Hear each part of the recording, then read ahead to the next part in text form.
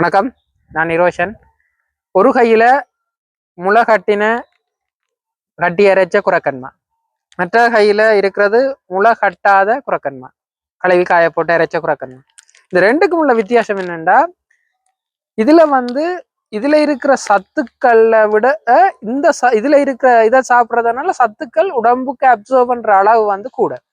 இந்த சின்னாக்கள் உண்மையாவே ஒரு குழந்தை பால் பருவத்தில இருந்து திட உணவுக்கு மாறைக்க குரக்கன் பயன்படுத்தலாம். ஏனென்றா அவைண்ட உடம்பு வளர்ச்சிக்கும் எலும்புகள வளர்ச்சிக்கும் கல்சியமும் புரோட்டீன் தேவை. அது அதிக அளவுல இந்த முளைகட்டின குரக்கன் மாவுல கிடைக்குது. அதே நேரத்துல தாய்ப்பால் ஊட்டுற பெண்கள் இருக்கணும் தானே, அவைக்கு கல்சியம் பெரிய பிரச்சனை. அவைக்கும் இந்த முளைகட்டின குரக்கன்மா இது. அதே நேரம் பிசிஓடி பிரச்சனை, அதாவது ஒரு பெண்கள் அவைண்ட சுழற்சி காலங்கள் முடிகிற தருவாயிலையும் கல்சிய பிரச்சனை இருக்கு.